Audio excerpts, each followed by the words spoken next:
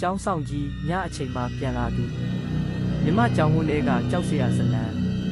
အခန်းတစ်ကျောင်းဆောင်ကြီးဥပအေးရွာလေကအထက်တန်းကျောင်းကြီးမှာဥပအေး68နှစ်ဆိုတဲ့ကျောင်းဆောင်ကြီးရှိပါတယ်သူ့မှာထူးဆန်းတဲ့အနေအထားတစ်ခုရှိတယ်ည9 နာရီတိုင်းကျောင်းကောင်းလောင်း3ချက်ထိုးပြီးကျောင်းဝင်းထဲကတစ်ပင်ကြီးအောက်မှာမီးပုံထိုးတတ်တယ်မနက်ခင်းမှာထိုးနေရရင်ကြက်သွေးရောင်အဆက်များကြံခဲ့တတ်တယ်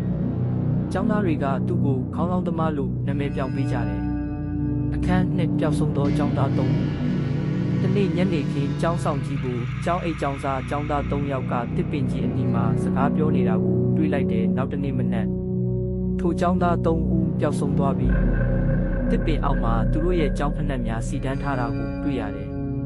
ကျောင်းဆောင်ကြီးကတော့သူတို့အိမ်ပြန်သွားပြီလို့ပဲပြန်ဖြေတယ်အခန်း3မနက်ခင်း3 နာရီကခေါင်းလောင်းတန်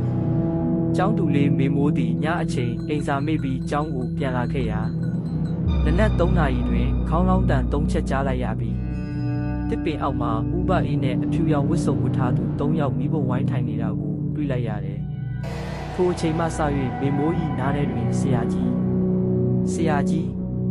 ဟူသောအတန်များမကြာခဏကြားရတော့တယ်အခန်း4တစ်ပင်ရဲ့လှုပ်ဝက်ချက်ကျောင်းဆရာကြီးကတစ်ပင်ကိုဖျက်ပစ်ဖို့ဆုံးဖြတ်တဲ့အခါအပေါ်ဘက်ဖြတ်နေစဉ်ကိုင်းခတ်များမှသွေးရည်များစီးကျလာပြီး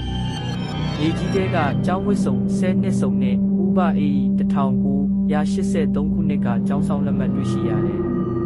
ထိုညမှာပဲကျောင်းဆရာကြီးကျောင်းကောင်းလောင်းမျှော်စင်ပေါ်မှာခုန်ချတည်ဆုံသွားတယ်အဆုံးသက်ကျောင်းဆောင်ကြီးအစဉ်လားနောက်ဆုံးမှတ်တမ်းများအရဥ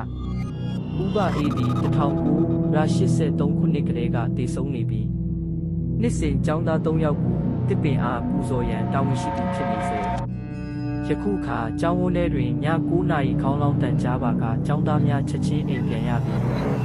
မနက်ခင်းတိုင်းတစ်ပင်အောက်မှာဆက်ကြက်သွေးရည်များတွေ့နေရဆဲဖြစ်သည်